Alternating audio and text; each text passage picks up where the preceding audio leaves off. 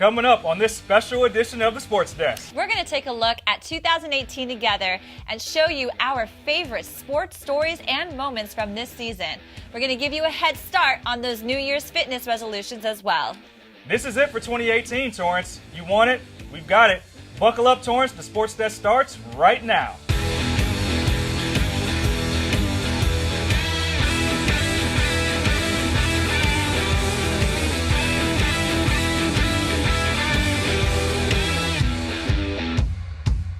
Welcome to the only sports show designed with the Torrance sports fan in mind.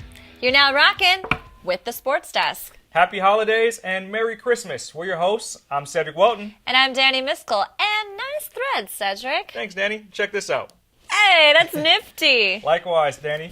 We've got a very special episode for you that's going to commemorate this unforgettable calendar year. And what a year in the Torrance sports scene it has been, especially these past 6 months. We've got an incredible staff here on the Sports Desk, and none of what's happened on this show would have been possible without our stellar sports reporters out in the field. That's right. They've been bringing you all the action every single week, so we thought it would only be fitting for them to share with you, our viewers, what Torrance sports coverage was pivotal to them from this season. So let's give a Sports Desk welcome back to Anthony Chardelli and Catherine Gallo as they share their favorite Sports Desk stories and moments. Enjoy. So my favorite sports moment during my time here would definitely have to be the Torrance Tartars girls volleyball team upsetting South Torrance. It was a shame either team had to lose because it was a great match, but it made me think back to my days playing high school sports, having a big win or an upset, and just seeing how excited the girls got reminded me of how excited I got with my team when I was back in high school. So it was definitely a great memory. Congratulations to the Torrance Tartars for that upset, and my apologies to South Torrance that your team had to lose, but it was a great game, and congratulations to both teams on an excellent season. It was a rivalry match between the Torrance Tartars and the South Spartans at South High School Tuesday night, and boy did it live up. We pick up the action in the first set with the Tartars leading 21-15. That's when this Naomi Crocker kill is too much for the Spartans to handle. That makes it 22-15 Torrance. One play later, it's 22-16 Tartars, and Crocker goes hammer time again, extending the Torrance lead. At set point now, Francesca Aguilar gets the rejection. The Tartars take the early set lead. On to set two. Midway through set two, Lauren Walsh gets in on the action to make it 10-7. And then she does it again, giving the Spartans a 4-point lead. But the Tartars make it close. A few minutes later, Gwen Schwartz hits it just past the Spartan blockers, pulling Torrance within two. Then, with the Spartans clinging to their 2-point lead, it's Reagan Walsh with not one, not two, but 3 aces to give South the commanding lead in set two. Then it's Lauren Walsh who finishes it off to help the Spartans tie the match at 1 set apiece. At the end of set 3 now, all tied up, Lauren Walsh puts the Spartans at set point.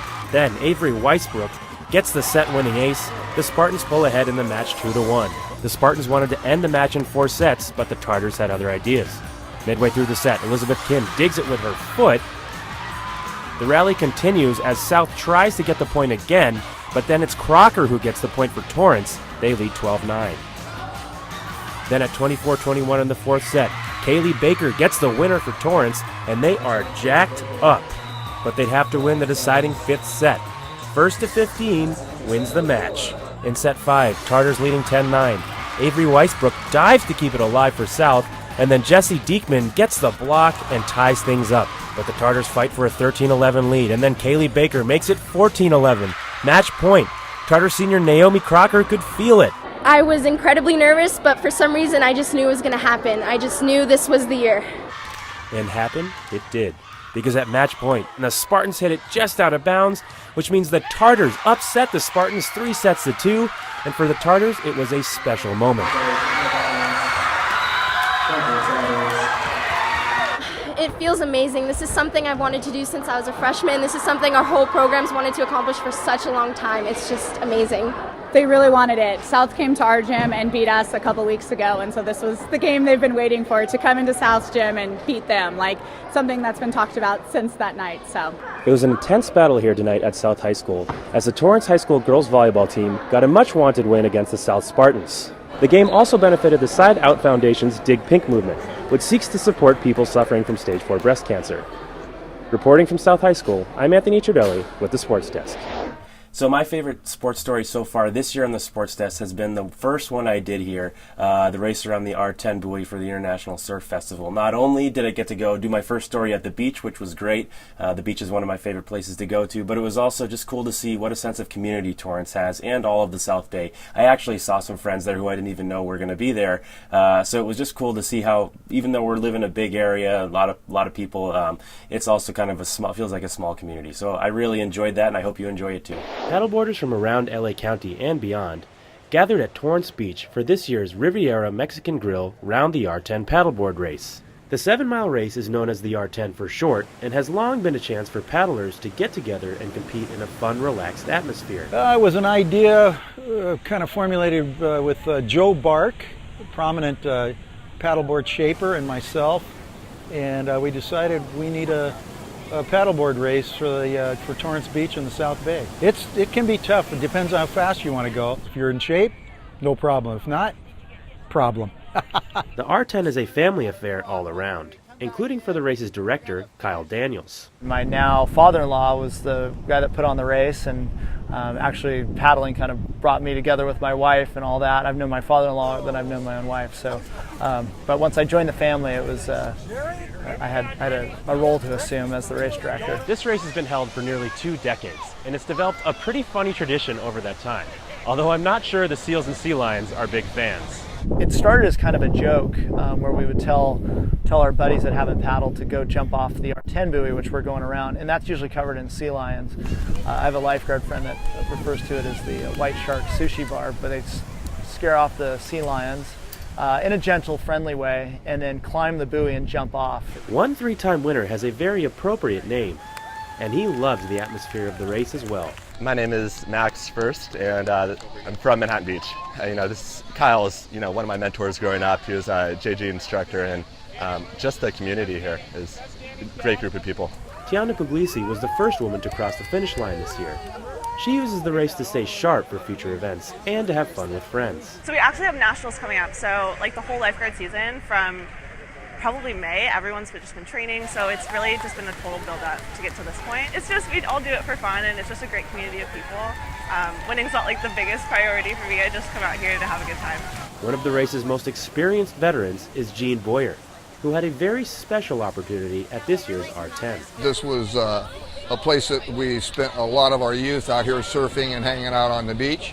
And every time I come down here, I have good memories, very fond memories of this whole location. Paddling today with 2 of my grandsons probably is the highlight of all these paddleboard events that I've been in, just because of the family part of it and having them there.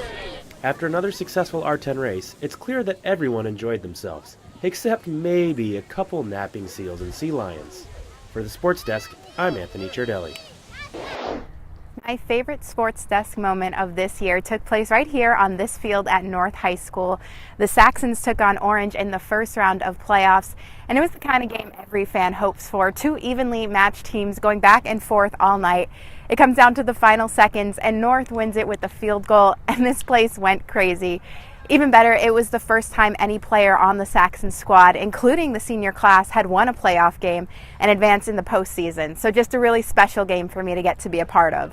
North High School entered Friday night's first round of playoffs with home field advantage as it took on Orange.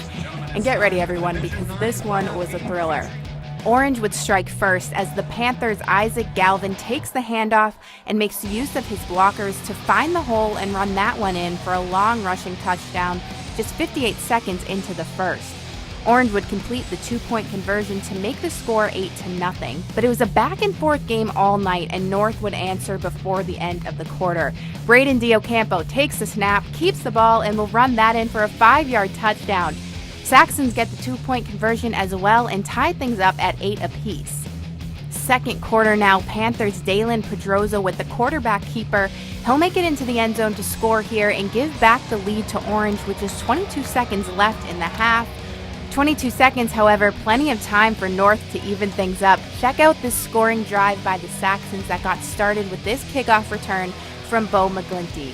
He'll take this all the way down to the Panthers' 48-yard line to give North a chance here. And quarterback Victor Puyez will take full advantage of that great field position, throwing the deep pass to Diocampo, who makes the grab with the defender all over him. That'll put North at the 10-yard line, 1st and goal, 4 seconds left in the half, and Puyez throws to his favorite target of the night, Diocampo, who reins this one in, this time for the touchdown. Here's head coach Todd Crouchy on that drive.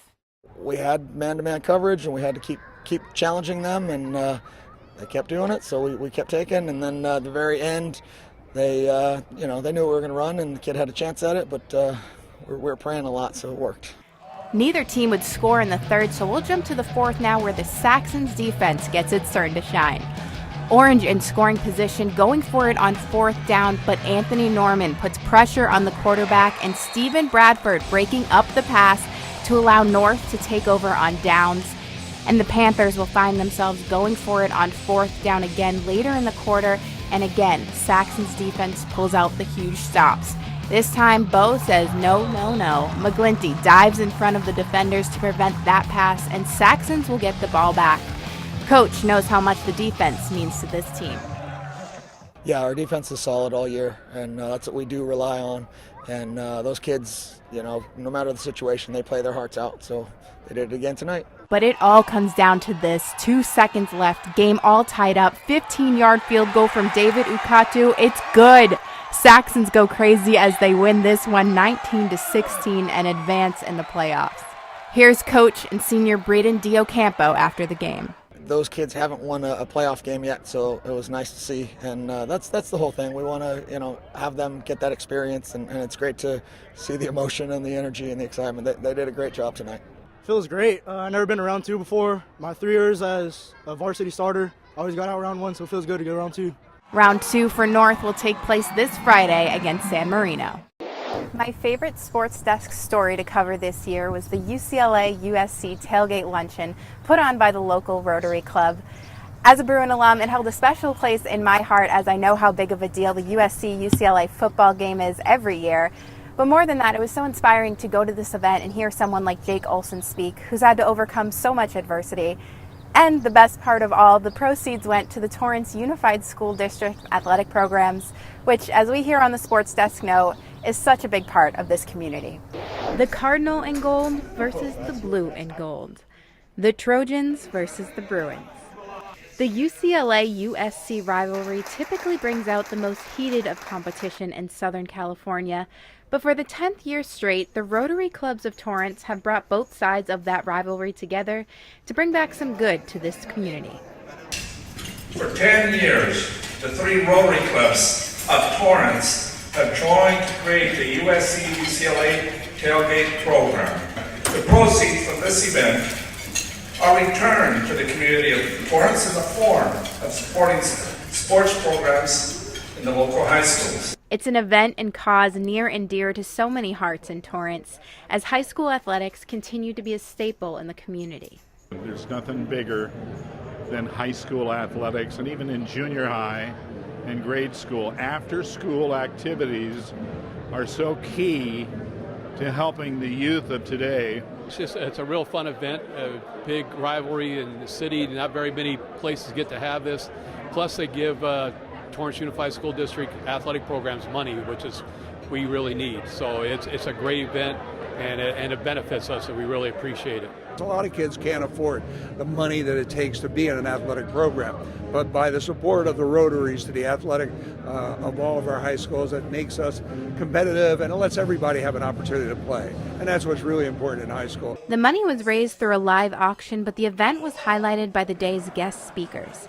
Patrick Cowan, a former UCLA and NFL quarterback, and Jake Olson, a current USC long snapper whose diagnosis of blindness has made him an inspiration to the Trojan community and beyond.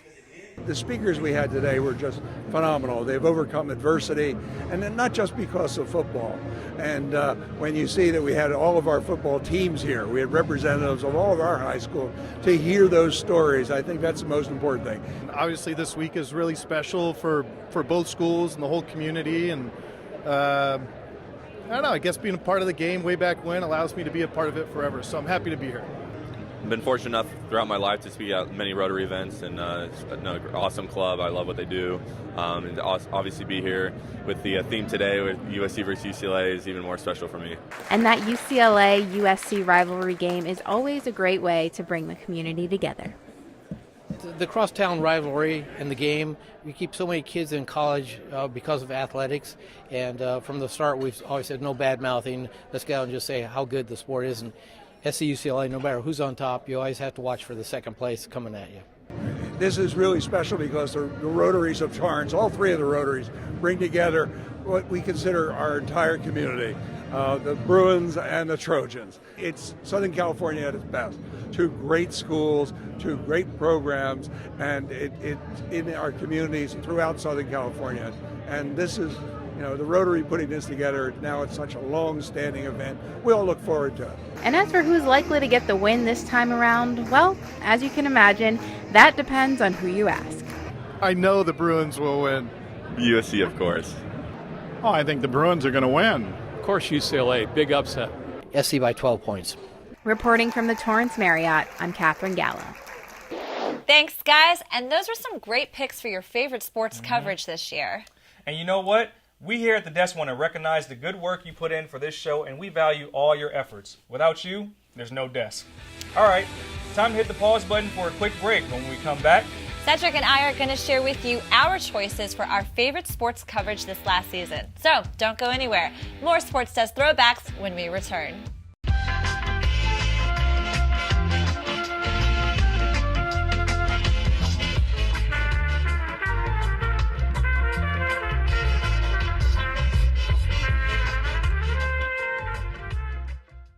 welcome back to the Sports Desk.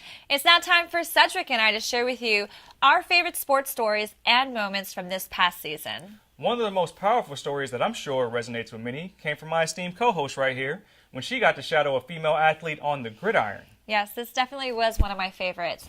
And it's an empowering story to tell, especially to female athletes. I hope that more girls feel the confidence that Bailey displayed to play football because, hey, we don't have a female kicker in the NFL yet. And with athletes like Bailey, that could really change soon. She's the hidden gem at South High School, and once again, here is Bailey Farr. When the Spartans score a touchdown, they bring out Bailey Farr. She's got one incredible right boot, and without question, will get the point after. In spite of football being a male-predominant sport, Bailey's proven herself to be a valuable asset to the team as the only female player. Let's just start with the obvious question. What inspired you to join a football team? It's like a male-dominated sport. It's all guys on the team. Was it intimidating, or what inspired you to join the team?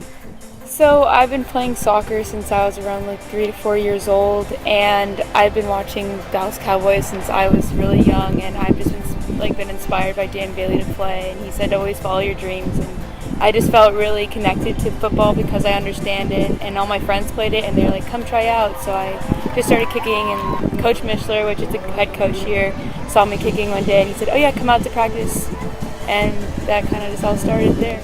Coming up from playing on South's JV team, this is Bailey's first year playing varsity. She says the guys have become like brothers to her and are supportive of her being on the team.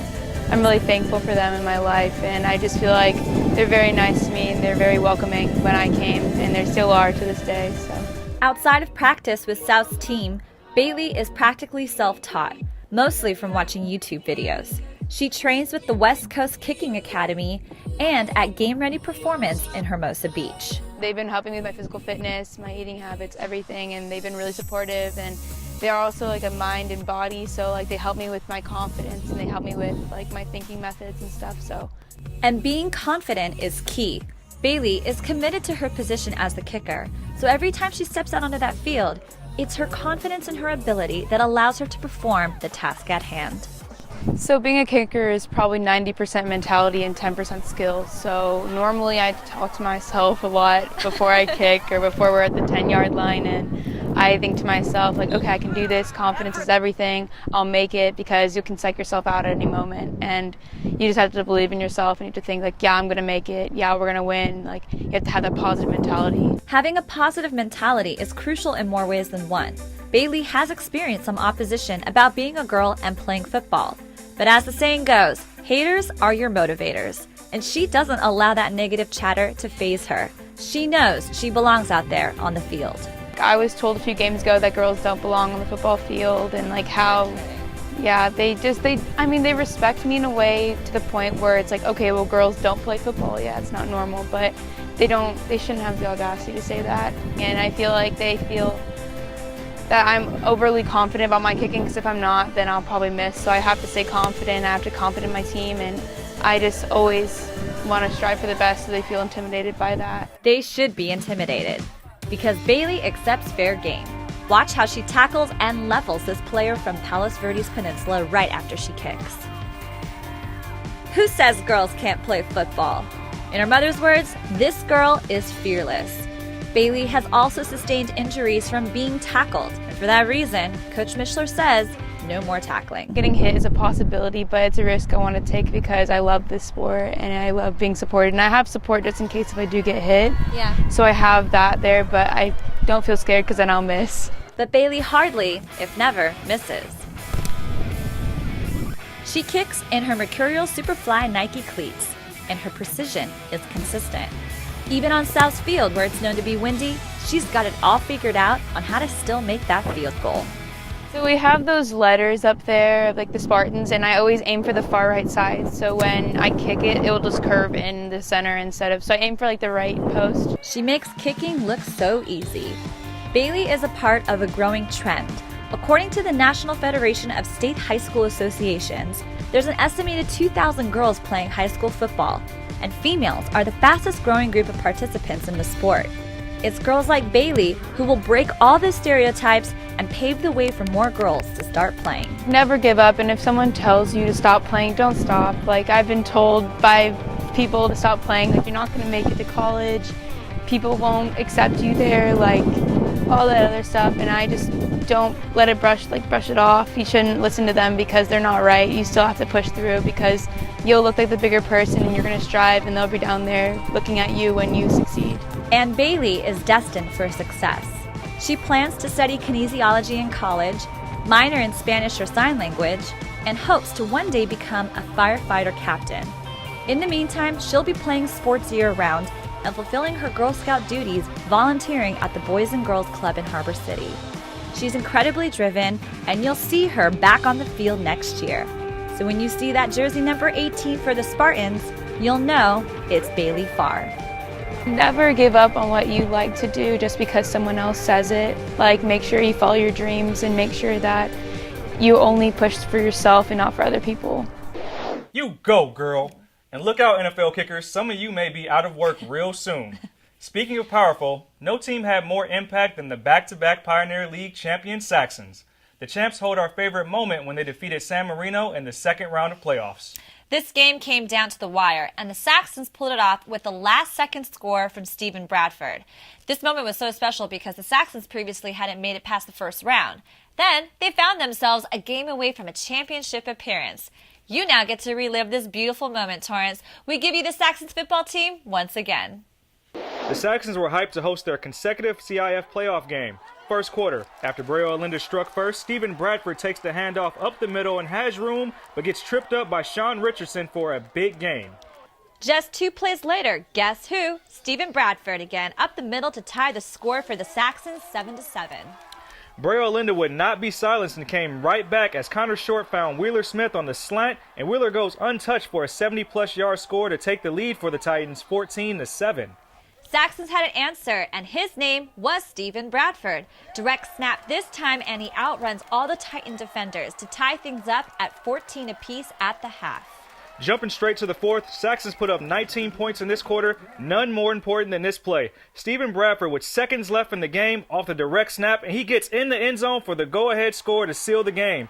Bradford had 332 yards rushing and 3 scores as the Saxons won 33-28. And we caught up with him and coach post-game. You know, I had to do it for the team, and just had to stay focused the whole game. Yeah. It's a privilege to keep going, and we're happy to have another day, another morning of films tomorrow, and we don't want to give this up. We'll be right back.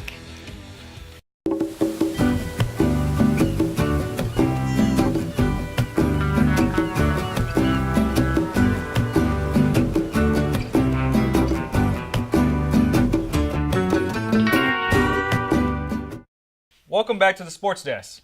It's time to talk social media, and since we're on a throwback trail, let's redo one of our favorite shameless social media plugs. And freeze! Do as my co-host Dani here and pick up your phones. If we're not acquainted on the gram, Facebook, or Twitter, well then hit us up and keep us in the know in the world of Torrance sports. And unfreeze. Thank you. It's important to share what you want featured on this show. So send us those photos and videos from the games. If you have any idea for a story or just want to show us some love here on the show, shoot us a message. And don't forget, hashtag the SportsDesk TV. It's time to tell the city how to burn off those holiday calories. Yes, you have my attention now. Staying in shape is tantamount to everyone in the new year, but why wait till then? Our good friend Jamie Aguirre and her team want to help you get a jump on those fitness goals and achieve a better life. Looking for group fitness or a one-on-one session? The Lab always holds it down. Come on in, guys.